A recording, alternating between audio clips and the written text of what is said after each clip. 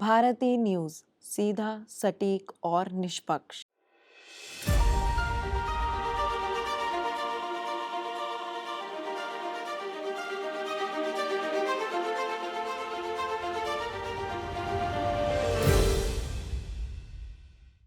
नमस्कार दोस्तों, मैं शिवम शर्मा स्वागत करता हूं आप सभी का हमारे बहुत ही खास शो जिसका नाम है चर्चित चेहरे, जहां आज हम बात करेंगे राष्ट्रीय प्रोडक्शन के सबसे मशहूर फिल्म डायरेक्टर, जो कि एक प्रोड्यूसर, स्क्रीन राइटर और डिस्ट्रीब्यूटर भी हैं, जिनकी फिल्म में बार बार परिवार, साजिश और अत्याचार के विषय शामिल होते हैं और पारंपरिक भारतीय संस्कृति में निहित होते हैं।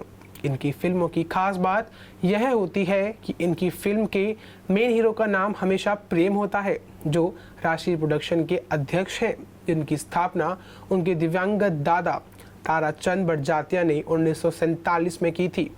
अब तो आप समझ ही गए होंगे, जी हाँ, हम बात कर रहे हैं सूरज बड़जात्या की। सूरज बड़जात्या का जन्म मुंबई में एक मारवाड़ी जैन परिवार में हुआ था।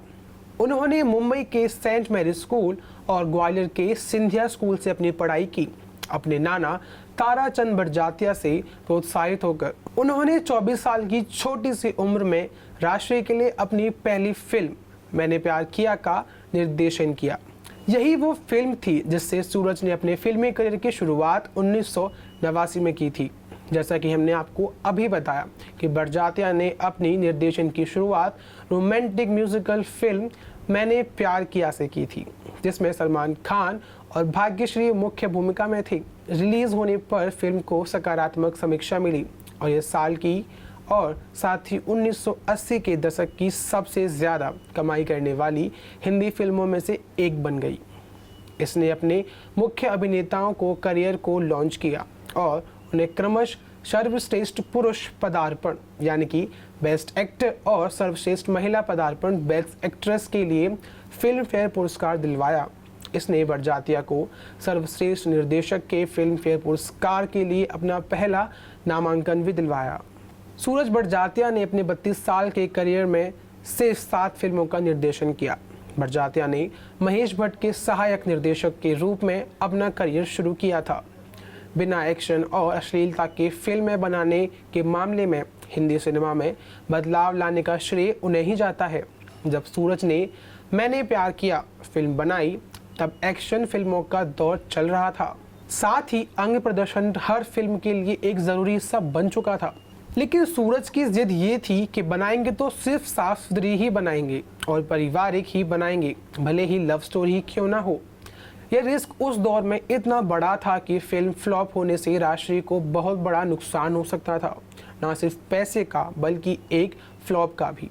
लेकिन सूरज का हर रिस्क और हर एक्सपेरिमेंट कामयाब रहा और धीमे शुरुआत की इस फिल्म ने माउथ पब्लिसिटी के दम पर इतिहास रच दिया। उस दौर की सबसे कामयाब फिल्म भी बन गई थी ये। मैंने प्यार किया के 4 साल बाद सूरज बड़जात्या ने एक और रिस्क लिया।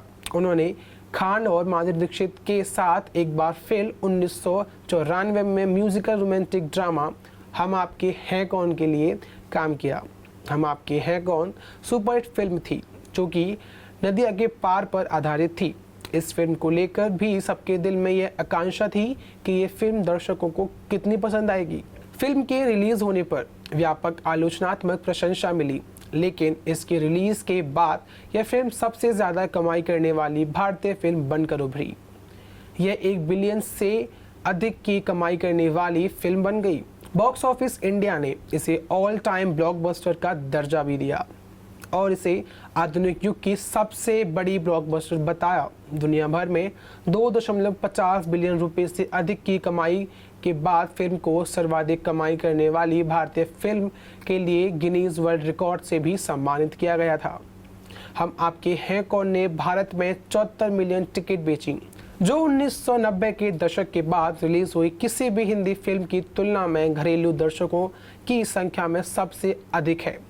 फिल्म ने कई पुरस्कार जीते, जिनमें संपूर्ण मनोरंजन प्रदान करने वाली सर्वश्रेष्ठ लोकप्रिय फिल्म के लिए राष्ट्रीय फिल्म पुरस्कार और सर्वश्रेष्ठ फिल्म के लिए फिल्म फेयर पुरस्कार शामिल है। इसके अलावा बड़जात्या को सर्वश्रेष्ठ निर्देशक के अपना पहला फिल्म फेयर पुरस्कार भी इसी के लिए मिला था। जिसके कुछ समय बाद फिल्म हम आपके हैं कौन को लेकर इंटरव्यू में सूरज बड़जात्या ने कहा था, हम आपके हैं कौन से मैंने बहुत कुछ सीखा, क्योंकि मुझे लगा कि मैंने सबसे बड़ी फिल्म बनाई है, लेकिन जब हमारा प्रीमियर हुआ तो लोग इसे पसंद नहीं कर रहे थे। मुझे साफ तौर से याद है कि दर्शक हर गाने के बाद बाहर जा रहे थे। पहले मुझे लगा कि मैंने एक अच्छी फिल्म बनाई है, लेकिन फिर मैं सोचने लगा कि क्या हो गया। सूरज बड़जात्या ने आगे कहा, मुझे याद है नौजवान मुझसे कह रहा था कि ऐसा सबके साथ होता है। राज कपूर जी के साथ भी ऐसा हुआ था, जो अब आप अपनी अगली फिल्म जल्दी बनाइए। बस अभी 12th खत्म हुई थी और अब आधे से ज्यादा टाइम ये सोचकर निकाल देते हो कि which career to choose. Well in that case I got you covered. ये वीडियो एंड तक देखना, क्या पता I will just make up your mind. You must have thought of कोई बस ऐसा कोर्स मिल जाए जहाँ अनलिमिटेड जॉब ऑप्शन हो, क्योंकि मैं भी यही सोचती थी, जैसे कि journalist, news anchor, radio jockey, screen writer, video editor, event manager, graphic designer, सिनेमैट, photographer, director, public relation officer, entrepreneur. In fact इन सबसे भी ज्यादा जॉब ऑप्शंस चाहिए। तो just choose BAJMC as your career. BAJMC is not just about theory but plenty of practical knowledge too. BAJMC as a course आपको provide करता है world की better understanding, meeting और working with people of top notch industry। और सिर्फ यही नहीं, BAJMC as a course आपको help करता है to grow personally and professionally too. So what are you waiting for? Choose BAJMC क्योंकि इधर आपको मिलेंगी endless possibilities। 4-5 दिनों के बाद ही परिवारों का आना शुरू हो गया। यंगस्टर को शुरू में फिल्म पसंद नहीं आई थी, लेकिन बाद में वे अपने दादा दादी को थिएटर ले जाने लगे। सूरज बड़जात्या कहते हैं कि इस फिल्म ने मुझे सिखाया कि मुझे बस फिल्में बनानी है और उन्हें पेश करना है, क्योंकि आप कभी जानते नहीं कि कल क्या होने वाला है, और आप जनता को यह दोष भी नहीं दे सकते कि उनको सिनेमा की जानकारी नहीं है, वे सब कुछ जानते हैं। तो चलिए अब बात करते हैं उनकी कुछ और फिल्मों की, जिसमें हम आपके हैं कौन इस फिल्म के बाद सूरज बड़जात्या ने 4 साल का गैप लेकर हम साथ साथ हैं बनाई, जो कामयाब रही। इसके बाद उनकी 34वीं फिल्म 2003 की म्यूजिकल रोमांटिक कॉमेडी मैं प्रेम की दीवानी हूँ थी, जिसमें ऋतिक रोशन, करीना कपूर और अभिषेक बच्चन मुख्य भूमिका में थी। रिलीज से पहले फिल्म बड़जात्या की पिछली सफलताओं और A-लिस्ट स्टार कास्ट के कारण काफ़ी चर्चा में थी। हालांकि रिलीज होने पर आलोचकों द्वारा इसकी अत्यधिक आलोचना की गई और ये बड़जात्या के करियर की पहली व्यावसायिक आपदा के रूप में उभरी। जिसके बाद 2006 में उनकी अगली फिल्म शाहिद कपूर और अमृता राव के साथ आई, जो थी विवाह। यह एक रोमांटिक श्रेणी की फिल्म थी। मिश्रित समीक्षाओं के बावजूद भी यह वर्ष की सबसे अधिक कमाई करने वाली फिल्मों में से एक बनकर उभरी। विवाह के बाद उन्होंने 2008 में कौशिक घटक द्वारा निर्देशित एक विवाह ऐसा भी का निर्माण किया, जिसमें ईशा कोप्पिकर और सोनू सूद मुख्य भूमिका में शामिल थी। रिलीज होने पर फिल्म को नकारात्मक समीक्षा मिली और यह बॉक्स ऑफिस पर व्यावसायिक विफलता के रूप में उभरी। इस फिल्म के 6 साल बाद सूरज बड़जात्या ने एक बार फिर सलमान खान को लेकर प्रेम रतन धन पायो बनाई। इस फिल्म ने वर्ल्ड वाइड 400 करोड़ का आंकड़ा पार किया, जिसके बाद ऊंचाई उनकी अगली फिल्म रही। ऊंचाई तक बड़जात्या की सभी फिल्मों में पुरुष नायक का नाम प्रेम रखा गया। उन्होंने एक इंटरव्यू में कहा था कि हमारा एक संयुक्त मारवाड़ी परिवार था और मैं परिवार में भव्य समारोह और विवाह समारोह को देखकर बड़ा हुआ हूँ। मेरी फिल्मों में दिखाई गई समृद्धि एक बच्चे के रूप में मेरे विचारों पर आधारित है। अब एक खास बात, हाल ही में सूरज ने बताया कि वे अब प्रेम के किरदार के साथ वापस लौट रहे हैं। उन्होंने पिक्चर का टाइटल भी अनाउंस कर दिया है, जो कि है प्रेम की शादी। तो देखते हैं इस बार वे अपनी फिल्म से क्या जादू बिखेरेंगे। दोस्तों, सूरज बड़जात्या ने हर बार पारिवारिक और साफ सुथरी फिल्म बनाने का रिस्क लिया और कामयाब रहे, लेकिन अब उन्होंने आम फिल्मों जैसा एक्सपेरिमेंट किया तो वे नाकामयाब रहे। सूरज कहते हैं कि हम लोगों को कई बार ऐसा लगा कि कुछ बदलें, कुछ अलग करें। ये ऑडियंस का बड़प्पन है।